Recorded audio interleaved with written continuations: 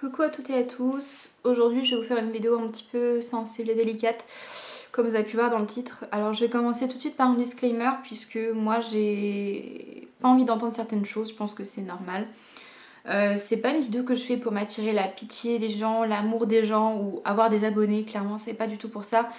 Donc je veux pas de commentaires genre ouais tu fais ça pour qu'on s'abonne ou des trucs comme ça. Non, vraiment c'est une vidéo déjà que j'avais besoin de faire pour moi, pour m'exprimer, pour parler puisque c'est important de parler dans des cas comme ça.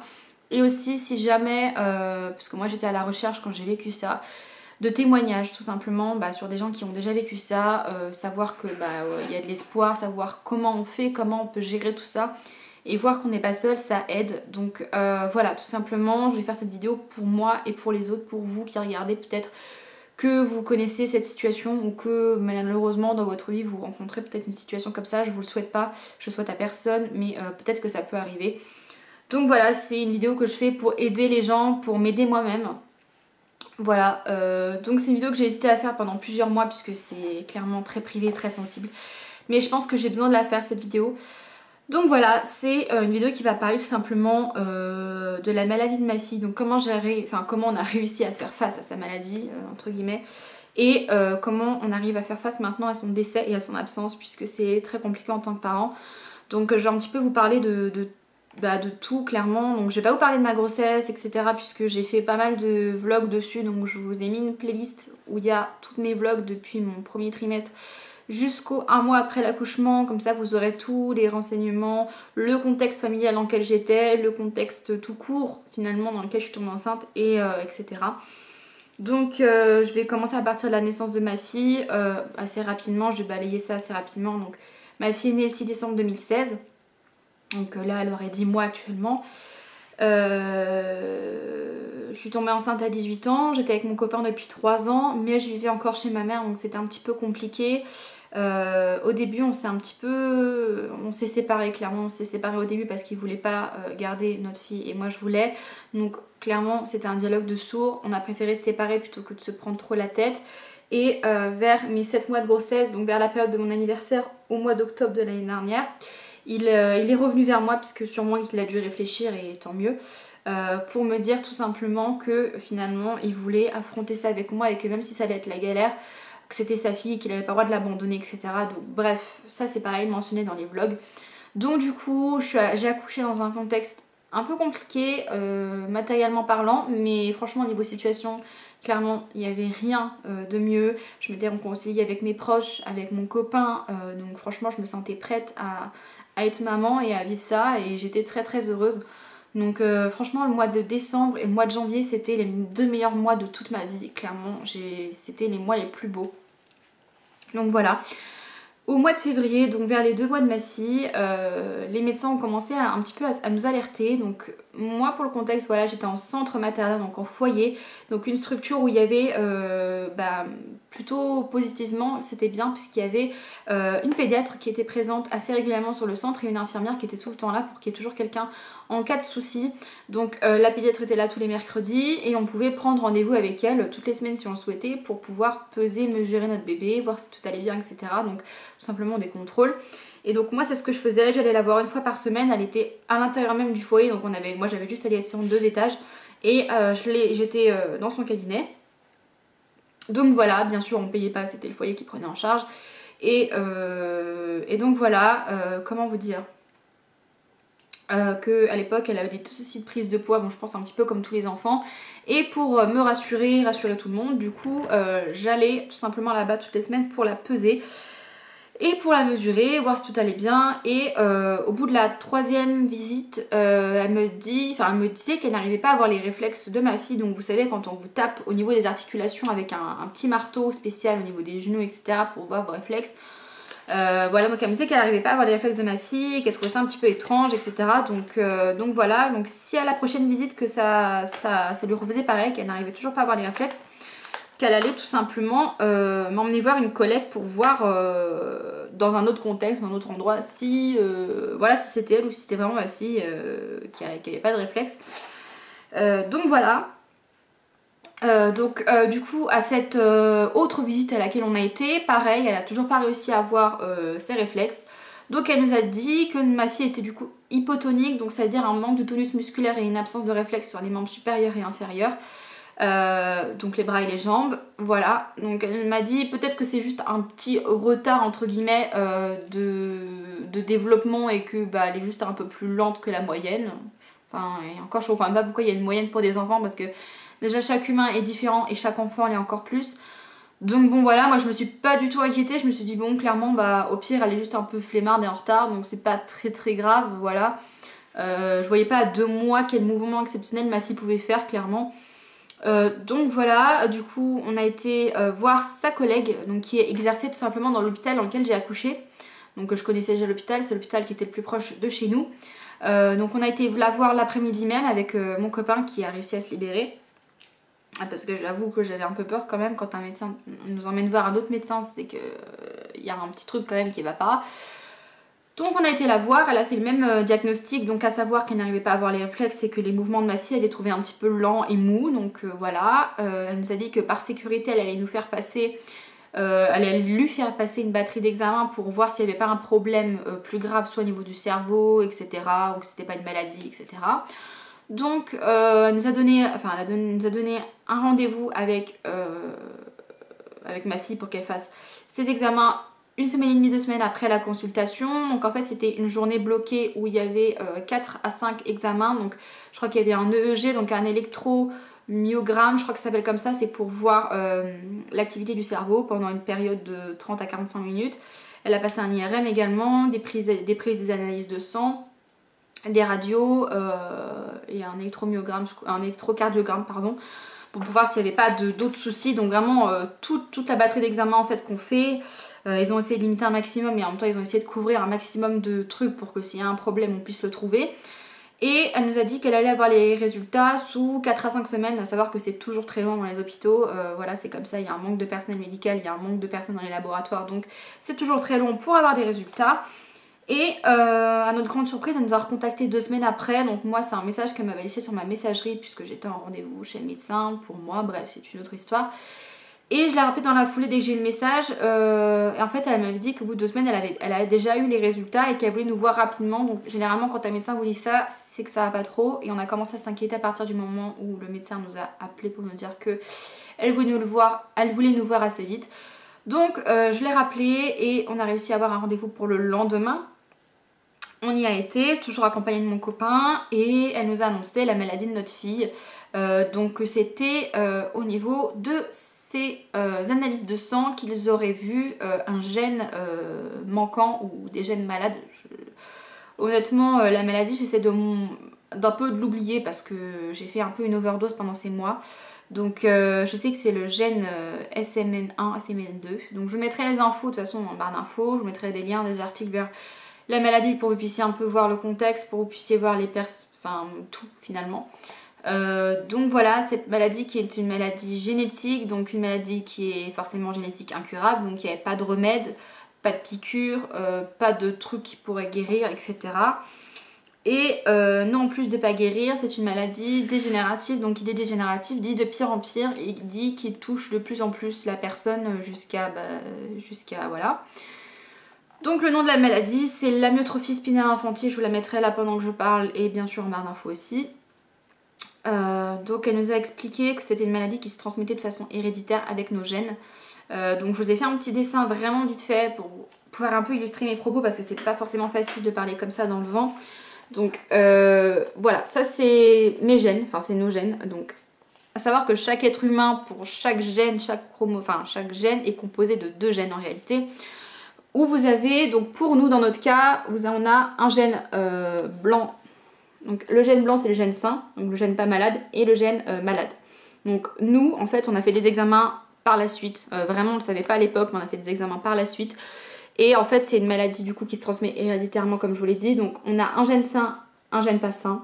Mon copain pareil, un gène sain, un gène pas sain. À savoir que nous on est en bonne santé puisque dans toutes les gènes, dans toutes les maladies génétiques, il suffit d'un seul gène sain pour être en bonne santé. Donc voilà, et c'est juste que le souci finalement c'est qu'on a une chance sur 5 de redonner cette maladie à notre enfant. Donc J'ai illustré la suite pour que vous puissiez voir, donc j'ai fait 4 schémas, donc les 4 schémas possibles. Soit que notre fille prenne les 2 bons gènes et qu'elle soit du coup en bonne santé, soit qu'elle prenne un gène malade et un gène sain comme nous, qu'elle soit en bonne santé, soit les 2 gènes malades et qu'elle soit malade, ou soit les 1 gène sain, un gène malade, qu'elle soit aussi en bonne santé. Donc 25% de chance, et malheureusement elle a hérité de nos 2 gènes malades, donc elle a eu le mauvais gène de mon côté et le mauvais gène du côté de son papa, et elle avait donc cette maladie, voilà, incurable, dégénérative, etc. Donc c'est une maladie en fait de la moelle osseuse, alors c'est un peu compliqué à expliquer, mais c'est une maladie de la moelle osseuse. En fait cette maladie empêche la transmission de la moelle osseuse vers les muscles, donc empêche la liaison nerveuse, et du coup le patient, le sujet, la personne atteinte ne peut pas bouger, les muscles ne répondent plus au cerveau, donc la personne est consciente et intelligente, à savoir que ça ne touche pas l'intelligence de la personne. Et bien au contraire, souvent les enfants et les personnes qui sont atteintes de cette maladie sont nettement plus développées rapidement, nettement en avance que les personnes qui ne sont pas malades et pas atteintes par cette maladie, puisque du coup ils forcément répercutent leur non-possibilité physique par leur possibilité mentale. Et c'est vrai que ma fille a commencé à se développer très tôt au niveau des sourires, au niveau des regards. On voyait qu'elle nous souriait déjà dès l'âge de 2 semaines, alors que les médecins nous disaient non, elle ne vous sourit pas, mais si, elle nous souriait. Donc bref, maintenant je comprends pourquoi elle nous souriait aussitôt, elle nous regardait aussitôt et tout ça. Donc voilà, un peu pour le schéma vite fait. Vraiment, j'espère que vous aurez compris un peu ce que j'ai voulu illustrer. Donc voilà. Voilà, on a pris ce diagnostic, donc à savoir qu'après il y avait un suivi avec un médecin spécialisé, donc un neuropédiatre spécialisé dans les maladies dégénératives, etc. Donc ce praticien exerçait à Trousseau, on a été aussi suivi par une généticienne à Necker, donc ça c'était après le décès de notre fille, donc je vous en parlerai après. Donc voilà, donc les risques et les choses à éviter, tout simplement c'était les risques de virus, puisque bien évidemment qui dit muscle affaibli dit pas possibilité de bien déglutir, pas possibilité de tousser, donc se dégager des bactéries, etc. Pas possibilité de marcher, pas possibilité de s'asseoir. Tout devient compliqué finalement, les muscles c'est vrai qu'on en a partout jusqu'aux paupières, donc vraiment c'est très compliqué. Savoir que les poumons sont les muscles intercostaux des côtes sont des muscles, forcément le cœur est un muscle, donc vraiment ça touche tout le corps. Et au début ça touche tout seulement les membres inférieurs, donc c'est-à-dire les mains, les pieds, etc. Et ça remonte partout jusqu'au buste et jusqu'à l'intérieur finalement du buste, donc jusqu'à l'intérieur. Donc vraiment limiter tout ce qui est virus respiratoire, sauf que comment vous dire, c'est une période, ma fille elle est née en décembre, et une période où au mois de décembre, mars, c'est là où il y a le plus de virus, il y a plus de saloperies. Et en plus à l'époque elle était à la crèche, donc même si je l'ai retirée de la crèche, moi des fois je vais dehors, hein, donc j'étais malade aussi, j'ai très bien pu transmettre quelque chose, bref. Donc quoi qu'il en soit, au début elle a commencé vers ses 3 mois à un petit peu être encombrée au niveau de la gorge et du nez, donc on s'est un peu inquiété, on s'est dit oulala putain elle a chopé un virus et tout, ça va pas du tout. Et on a été voir notre médecin, puisque finalement le médecin spécialiste on le voyait toutes les 2 semaines pour qu'il contrôle l'avancée de la maladie, voilà. Et du coup il nous a dit que c'était uniquement pharyngé, donc au niveau de la gorge, et que ça descendait pas encore dans les poumons, donc que tout allait bien, qu'il fallait bien lui dégager le nez avec les mouches bébés, qu'il fallait bien lui tapoter dans le dos et tout pour essayer de la faire tousser, etc. Bref, faire des séances de kiné respiratoire, il y avait ça aussi. Donc plein de choses un petit peu compliquées à gérer, je vous passerai les détails. Donc voilà, ensuite bien sûr j'ai oublié de vous préciser, mais en fait dans cette maladie il y a 4 types, du 1 au plus grave et du 4 au plus léger.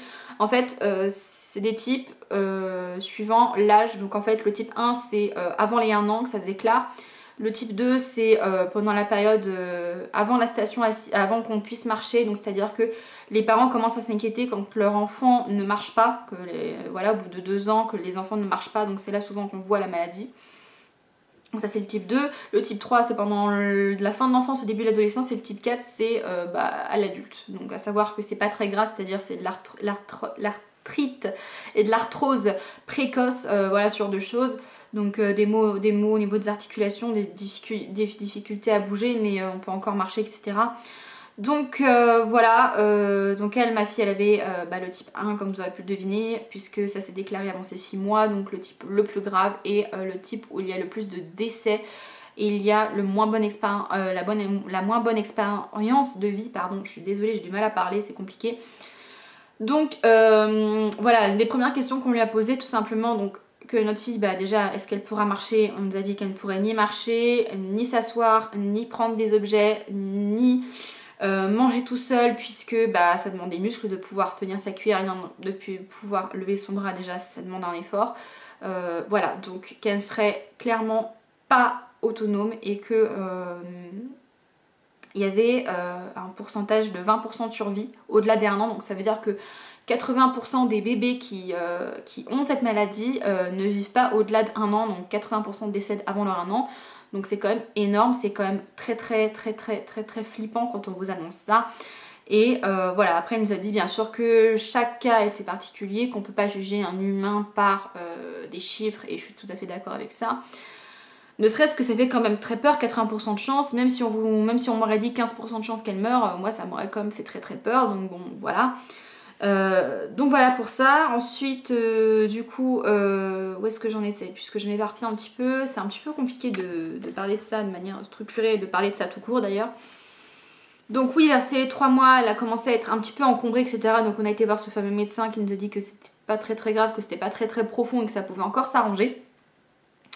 Donc on a essayé de faire attention un maximum, je l'ai retirée de la crèche, j'ai essayé moi d'éviter de la sortir dans les centres commerciaux, là où il y a le plus de trucs, mais bon, j'allais pas nous mettre en quarantaine, au bout d'un moment j'étais obligée de sortir pour faire les courses, obligée de sortir tout court pour respirer aussi, parce que clairement j'avais besoin aussi un peu de sortir dehors pour me vider un peu la tête.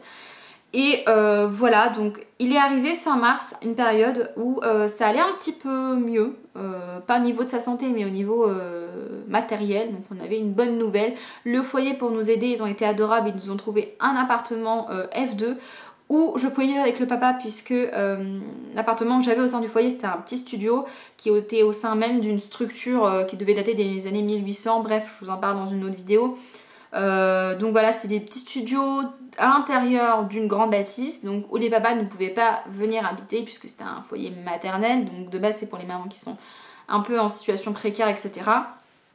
Et donc du coup, comme ils ne pouvaient pas déroger à la règle, ils nous ont trouvé un appartement à l'extérieur pour que monsieur puisse enfin venir vivre avec nous. Donc c'était vraiment un soulagement, on s'est dit bon, on va enfin pouvoir vivre tous les trois, puisque on se voyait uniquement que le week-end, enfin on habitait ensemble que le week-end, je venais le vendredi soir avec la petite et je repartais le dimanche soir, puisqu'en plus il y avait des horaires, c'était un petit peu compliqué, c'était une organisation un petit peu compliquée aussi.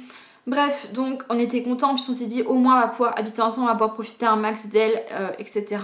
Donc le jour du déménagement, donc c'était un vendredi, vendredi 26 ou 25 mars, que je dise pas de bêtises, j'ai confié ma fille à ma belle-sœur qui habitait dans la même résidence que mon copain, donc j'ai été la confier à ma belle-sœur qui avait un fils de 1 an de plus que ma fille. Donc voilà, on avait accouché à peu près la même période mais 1 mois, 1 an après elle.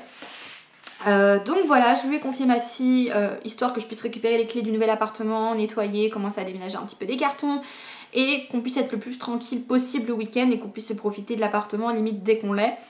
Donc voilà, et j'ai déposé donc ma fille à ma belle-sœur, et vers 14h30, 15h, j'ai reçu un petit message d'elle comme quoi elle trouvait que ma fille toussait beaucoup. Alors c'est vrai qu'elle toussait beaucoup à cette période, mais comme je vous l'ai dit, on a été voir un médecin et il nous avait dit qu'il n'y avait pas grand chose à faire à part utiliser le mouche bébé et bien sûr bien la couvrir au niveau du cou, etc. Donc, moi j'ai pas spécialement prêté trop attention au message parce que j'étais occupée à faire autre chose, donc j'ai pas prêté trop attention. Et mon copain m'appelle vers 16h30, puisque c'est lui qui était censé la récupérer chez sa sœur. Et il m'appelle, il me dit écoute, elle a pas mangé grand chose, parce que c'est vrai qu'elle avait du mal à déglutir, comme elle avait mal à la gorge, donc elle mangeait pas grand chose à chaque fois, à chaque biberon. Elle a dit elle a pas trop mangé aujourd'hui, elle a beaucoup toussé, elle était très encombrée, tout ça, donc je vais l'emmener chez le médecin par sécurité. Donc il l'a emmené chez son médecin de ville, voilà, médecin qui le suit depuis qu'il est tout petit, bref. Et du coup, il lui a dit bon bah par sécurité, emmène-la comme aux urgences pédiatriques pour que bah si jamais il y a un problème plus grave, qu'ils puissent bien la dégager, puisqu'ils ont des machines exprès pour aspirer un peu tout ce qui est cracra, etc. Donc emmène-la là-bas, avec sa maladie, vous ne voulez pas prendre de risques et tout ça. Donc on l'a emmenée le soir même aux urgences pédiatriques et elle n'en est jamais sortie. Elle avait 3 mois et 1 semaine quand elle est rentrée à l'hôpital à cause de cette ce fameux encombrement bronchique. Donc en fait on pensait qu'on allait passer juste une soirée là-bas, qu'ils allaient nous la rendre et qu'on allait pouvoir rentrer à la maison. Et puis plus les jours passaient, enfin plus les heures passaient et plus on n'avait pas d'espoir. Et quand le lundi on m'a dit ah bah non là elle ne sort pas tant qu'elle respire et qu'elle mange pas correctement quoi. Donc bon c'était un petit peu compliqué. Alors les premières heures ça allait, ils lui ont donné, on l'a donné à manger. Elle n'a pas mangé grand chose pareil, donc du coup ils lui ont mis une petite sonde par le nez jusqu'à l'estomac pour bien pouvoir l'alimenter, pour qu'elle puisse se défendre immunitairement parlant contre la maladie, etc. Enfin contre son infection bronchique en tout cas. Donc voilà, ils lui ont fait passer ça pour que ce soit plus simple pour elle. Ensuite ils l'ont aspiré, donc c'est en fait une machine avec un compresseur à air où il y a tout simplement une petite sonde. On passe pareil par le nez pour aspirer tout ce qu'il y a au niveau de la gorge, comme elle ne pouvait pas tousser à cause de sa maladie.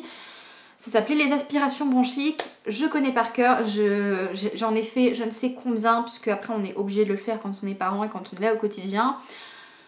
Donc voilà, à partir de ce moment-là, elle a passé environ 1 mois et demi à l'hôpital, donc jusqu'au mois de mai.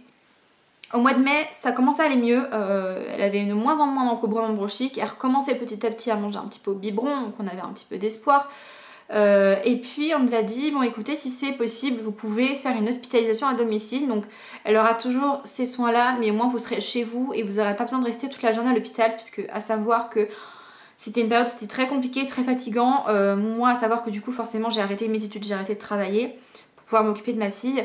Je passais mes journées à l'hôpital, donc c'est-à-dire de 9h30 du matin jusqu'à 19h30. Ensuite, on mangeait à l'hôpital avec mon copain, donc je préparais la nourriture, je la mettais dans les frigos de l'hôpital. Dès qu'il arrivait du travail, il arrivait tout de suite à l'hôpital. On mangeait ensemble et puis ensuite après je rentrais chez moi. J'avais de la chance, j'habitais à 5 minutes à pied de l'hôpital, donc s'il y avait un souci je pouvais débouler en 2 minutes. Et lui dormait là-bas, donc à savoir qu'il commence à 5h du matin, qui dormait même pas 2 heures par nuit parce que forcément il y a des rondes de nuit avec les infirmières, donc bah, elles font du bruit, la petite elle pleurait, elle était pas confortable, elle avait mal, etc. Donc voilà, c'était une période qui était très compliquée et donc du coup début mars ça a commencé à aller mieux et on nous a dit écoutez si vous souhaitez on peut mettre en place une hospitalisation à domicile, donc c'est à dire qu'on va vous donner les mêmes appareils qui sont ici, donc à savoir les appareils pour l'alimentation parce qu'elle était alimentée par sonde, donc savoir gérer l'alimentation par sonde, savoir gérer les aspirations, comment bien enlever du coup tout le liquide qui se trouve dans la gorge, etc. Savoir faire tous les gestes de premier secours au cas où il y a un souci, voilà, donc vraiment tout gérer, les médicaments puisqu'elle avait aussi des médicaments à prendre, enfin bon bref. Donc il y avait plein de paramètres à gérer. Je me sentais pas prête mais j'en avais vraiment tellement marre d'être tout le temps à l'hôpital et de pas avoir de vie que finalement je me suis dit on va la ramener à la maison. Donc j'ai réussi à la ramener à la maison le mercredi 3 mai 2017. Franchement c'était une journée tellement bien, je me suis réveillée, clairement je comptais les heures quoi. Depuis que je savais que ça allait être ce mercredi là, je comptais les heures. Et le jour où j'étais prendre la poussette et j'ai récupéré ma fille de l'hôpital, je l'ai sortie de cet hôpital, franchement c'était un soulagement mais immense, vous pouvez même pas imaginer.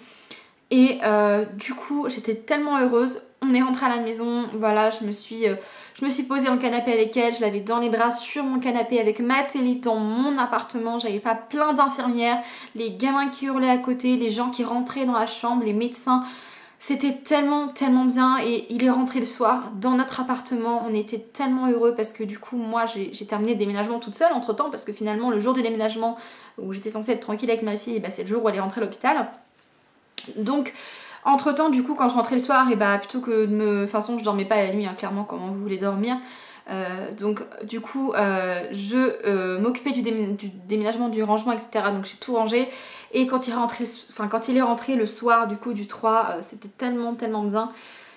J'ai tellement profité, j'étais tellement contente même si voilà fallait pas se leurrer, ça allait pas être une vie facile mais clairement j'étais heureuse de pouvoir rien qu'avoir ma fille à la maison, c'était un bonheur. Le lendemain matin, je me réveille pour lui donner ses médicaments, lui lancer son alimentation, etc. Et voilà, donc on a été un petit câlin dans le lit, comme à l'époque quand j'étais avec elle, donc c'était vraiment trop bien. Je me rappelle, on a regardé les Totally Spies, le premier épisode des Totally Spies, c'était tellement bien. Voilà, donc... pardon, c'est un peu compliqué pour moi, bref... Donc voilà, et puis en fait j'avais des visites d'infirmières tous les jours pour bien sûr voir l'avancée de la chose, si je m'en sortais bien, etc. Donc voilà, et puis les infirmières sont passées début d'après-midi. Et puis quand elles sont parties, la petite elle s'est endormie, voilà tout simplement. Donc ensuite je l'ai posée sur mon canapé, à côté de moi, et puis à bout d'un moment, je la regarde, et en fait au niveau de sa sonde, il y avait des indicateurs forcément au niveau de la longueur, puisque au niveau de la longueur c'était soit dans son estomac, et ça pouvait être dangereux puisque ça pouvait remonter dans ses poumons. Et l'indicateur était remonté. Je me suis dit, oh merde, la sonde est en train de se retirer. C'est-à-dire que là, le lait était en train de se déverser dans ses poumons.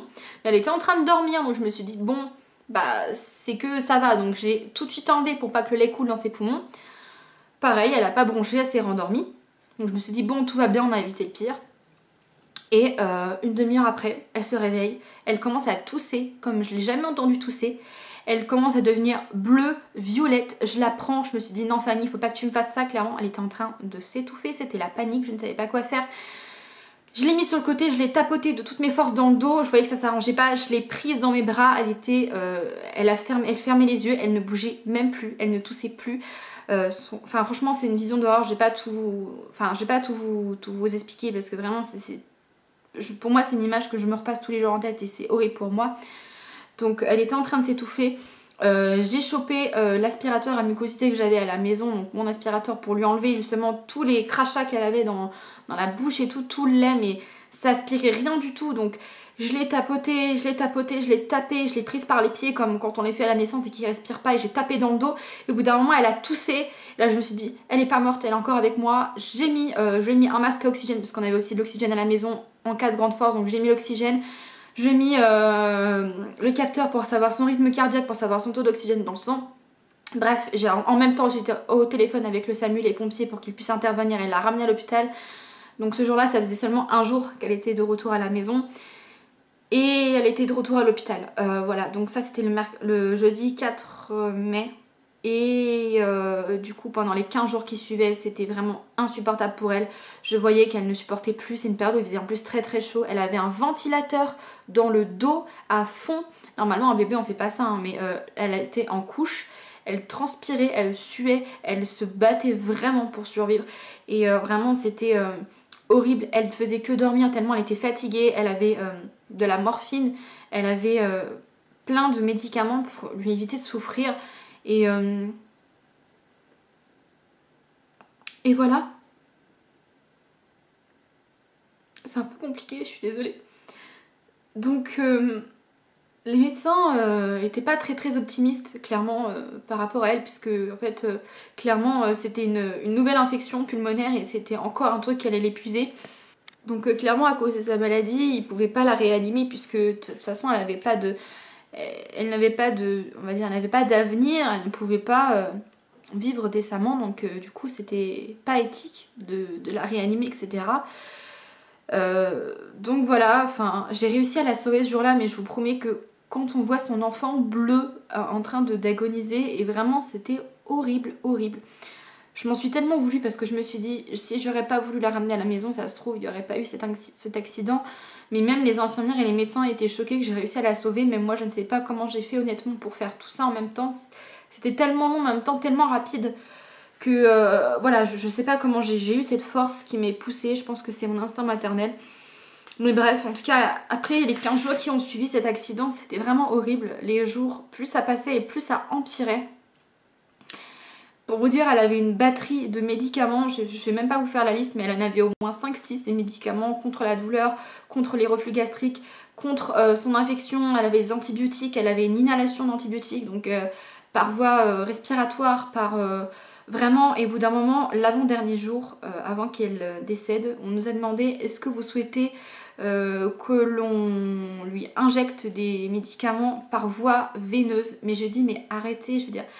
La pauvre, elle avait 5 mois, je sais pas si vous imaginez à 5 mois d'avoir déjà le capteur qui surveillait son rythme cardiaque au niveau du pied.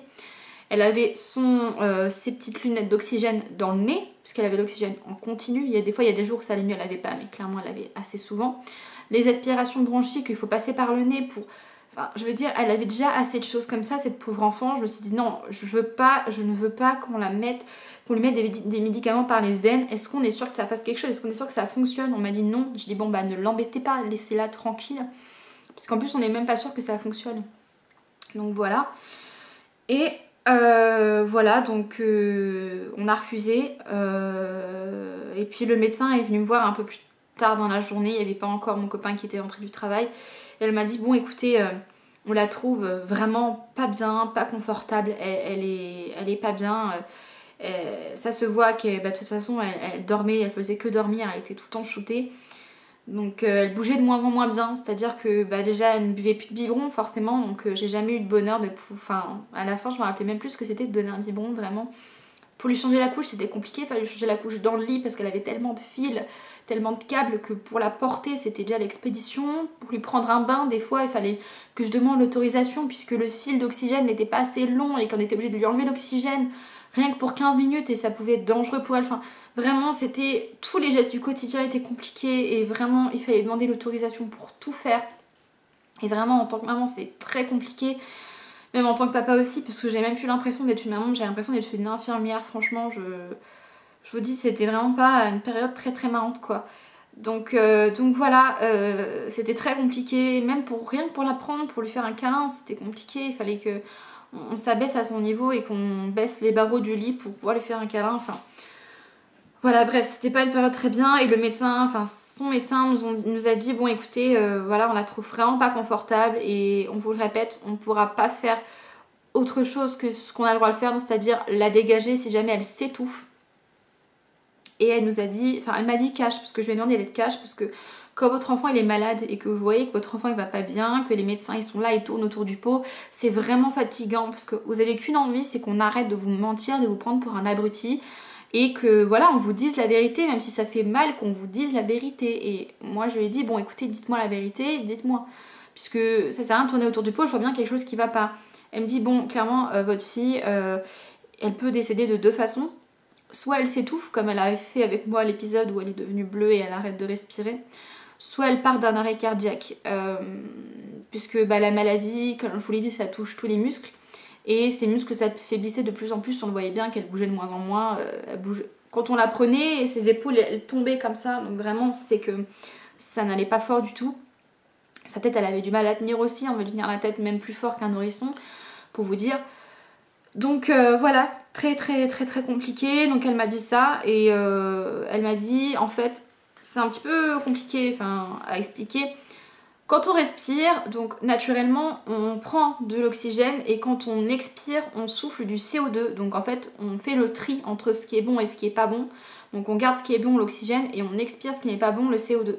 Ma fille, étant donné qu'elle n'arrivait pas bien à respirer et qu'elle était sous assistance respiratoire, mais elle avait de l'oxygène en continu, ce qui fait qu'en fait, quand elle expirait son air, elle n'expulsait pas beaucoup de CO2. Donc elle gardait beaucoup de CO2. Et je vais vous mettre le nom de comment ça s'appelle. Je crois que c'est une hypercalmie, je sais plus comment ça s'appelle. Bref, je vais pas vous dire de bêtises.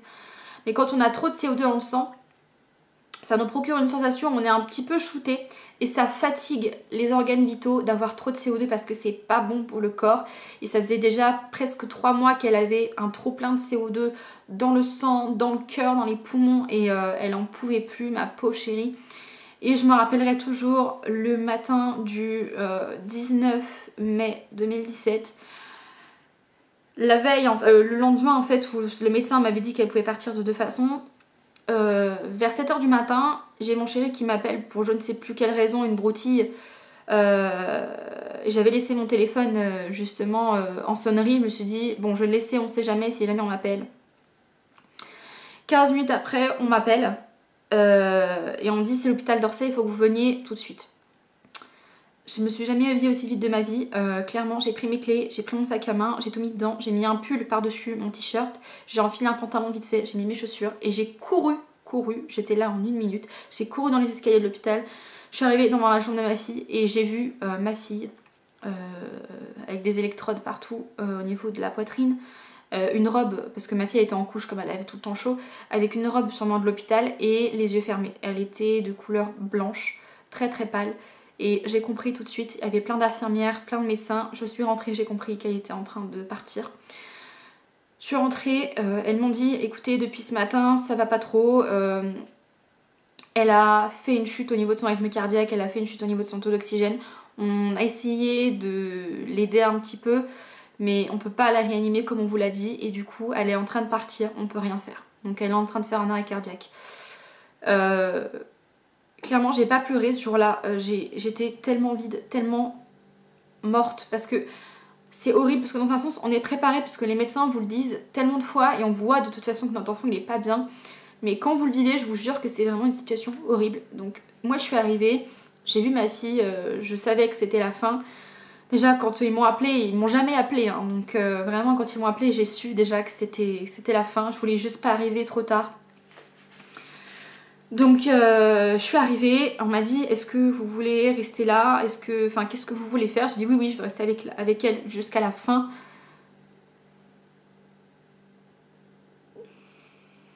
Pardon. Je vais rester avec elle jusqu'à la fin, je veux vraiment l'accompagner, tout ça.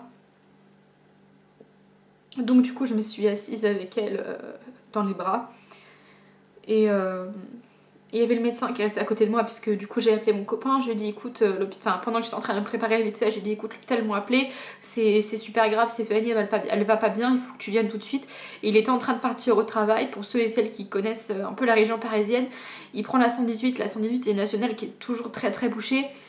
Et il a fait du 170 pour pouvoir être là à temps, pour pouvoir être là pour sa fille, etc.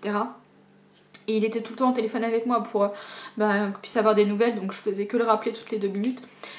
Donc déjà hyper dangereux parce qu'il aurait pu se tuer aussi, bref. Et du coup je tenais au courant, la médecin était avec moi et contrôlait son rythme cardiaque parce qu'il était tellement faible que la machine ne captait pas pour nous dire quand elle était plus là en fait. Et donc à contrôler son rythme cardiaque, et au bout d'un moment je la vois, la médecin elle était pas très bien, et mon copain au téléphone qui me disait elle est encore là Fanny, elle est encore là, et j'ai regardé la médecin et elle m'a fait, j'ai dit non elle est morte. Et du coup je l'ai entendu s'effondrer au téléphone. Je lui ai dit surtout tu fais pas de bêtises parce que je veux pas te perdre toi non plus. Et du coup il est arrivé environ 5-10 minutes après. Et puis voilà, ils nous ont laissé avec la petite, avec son corps, la matinée, enfin vraiment le temps qu'on voulait.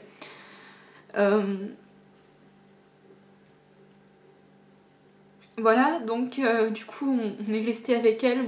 Moi je me sentais pas bien parce que j'étais un peu en train de trembler, j'ai failli faire un malaise, tout ça, tellement j'étais pas bien parce que j'arrivais pas à sortir en fait ma peine et tout, je réalisais pas. Lui, je l'ai jamais vu autant pleurer, clairement. Il a pleuré toutes les larmes de son corps et tout, je l'ai jamais vu comme ça. Pardon, c'est compliqué, je suis désolée, j'essaie de me retenir parce que le but c'est pas que vous me voyez pleurer en vidéo, mais bon. Donc voilà, et après, malheureusement, on nous a dit bon écoutez, malheureusement, votre fille elle est décédée un vendredi, ce qui veut dire que la morgue, il va falloir tout organisé aujourd'hui, donc son enterrement, il va falloir trouver une date, trouver des pompes funèbres, etc. Et moi je me suis dit mais calmez-vous quoi, je veux dire ma fille vient de décéder il y a 1 heure, il faut déjà que je réorganise des trucs, j'ai pas envie de penser à ça. On m'a dit oui mais il faut y penser parce que ils peuvent la garder que 3 jours à la morgue et après ils vous font payer un supplément, bon, voilà, je trouve ça dégueulasse mais c'est comme ça.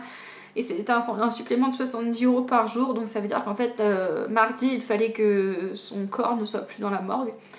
Donc du coup le foyer ils nous ont énormément aidés, et franchement cette vidéo, je pense pas qu'ils me regardent, mais franchement cette vidéo je leur dédie parce qu'ils ont été là pour moi du début jusqu'à la fin. C'est des personnes qui étaient très très humaines, et vraiment elles ont essayé de tout faire pour nous, ils nous ont trouvé un appartement. Et ils nous ont aidés vraiment beaucoup, ils nous ont trouvé des pompes funèbres parce que moi clairement j'ai jamais perdu quelqu'un dans ma vie, donc je savais pas du tout comment ça se passait. Donc le directeur du foyer il nous a emmené voir voilà, les pompes funèbres de notre ville, etc.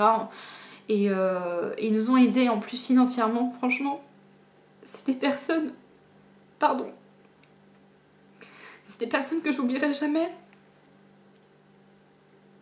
et que j'apprécie beaucoup parce qu'ils nous ont vraiment beaucoup aidés, et clairement je sais pas ce que j'aurais fait sans eux. Parce que déjà quand j'étais enceinte, quand je suis rentrée dedans, déjà j'étais un petit peu toute seule, j'étais dans la merde. Et jusqu'à la fin en fait, ils nous ont aidés. Bref, et donc du coup on a été voir ces pompes funèbres. Pour vous dire, on a essayé de prendre les choses qui étaient vraiment pas le moins cher, mais assez décent quand même pour notre fille, et en même temps pas trop cher, mais je vous promets que ça coûte un bras quoi. Je veux dire, rien que pour la cérémonie, on n'a pas fait de cérémonie à l'église parce qu'on n'est pas religieux. Rien que l'enterrement, le cercueil et le trajet de l'hôpital, donc de la morgue jusqu'au cimetière, ça nous a coûté 2600 €. Et moi, pour rappel, voilà, j'ai toujours 19 ans, hein, j'avais 19 ans quand c'est arrivé, mon copain en avait 23, on n'avait pas de ressources. Enfin, moi j'ai arrêté de travailler pour ma fille, donc je me suis dit, mais comment on va faire pour payer ça? On va pas prendre un crédit. Enfin, vraiment, c'était la panique. Et le foyer nous ont dit, mais vous inquiétez pas, on va payer. Mais nous, on voulait pas, parce qu'on s'est dit, par fierté, quand même, on voulait offrir ça à notre fille, etc. Donc, on a dit, non, non, payez pas, on veut bien que vous nous aidiez un petit peu, parce qu'on pourra pas tout payer, il faut être réaliste, mais on veut pas tout payer, on veut pas tout vous faire payer, c'est pas à vous de payer ça.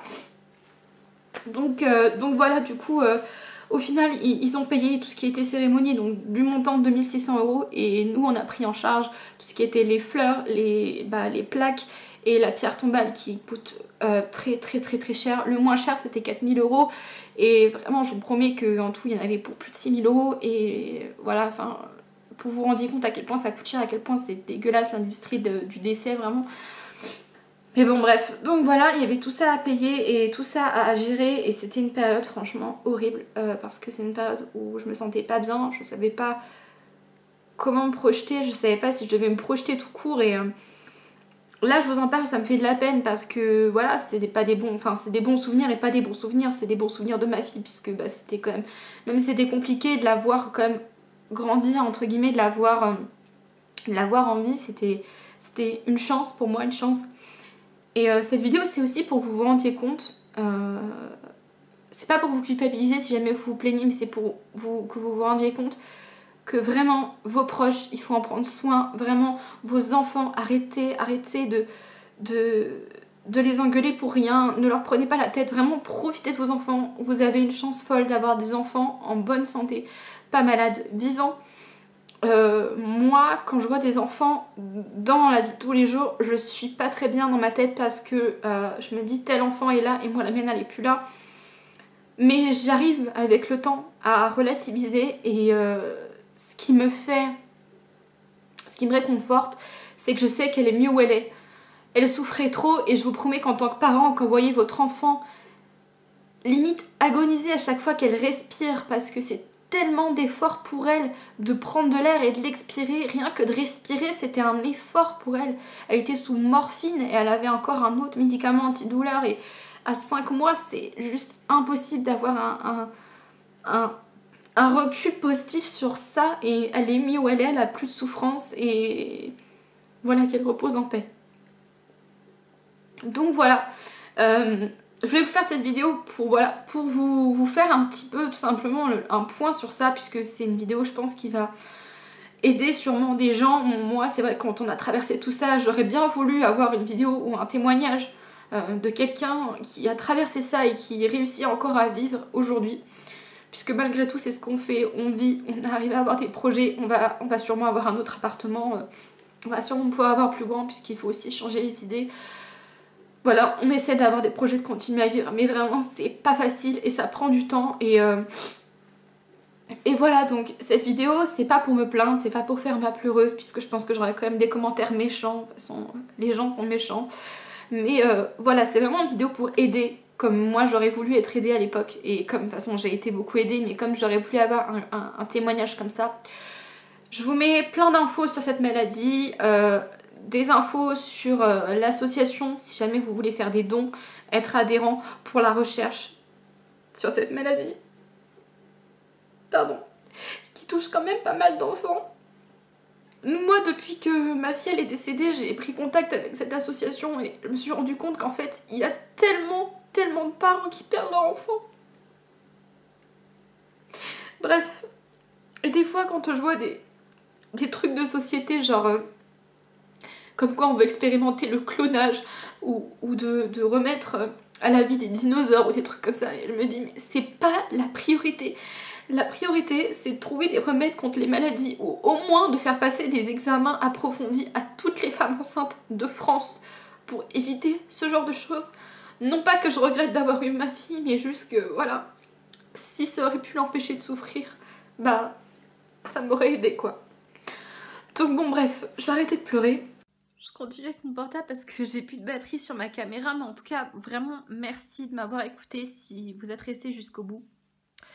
Je vous laisserai tout un tas d'informations en barre d'infos et vraiment, je vais pas vous inciter au don, mais je vous remercierai vraiment déjà de vous informer sur cette maladie, sur faire un peu de prévention quand même et certaines informations que je mettrai en bas.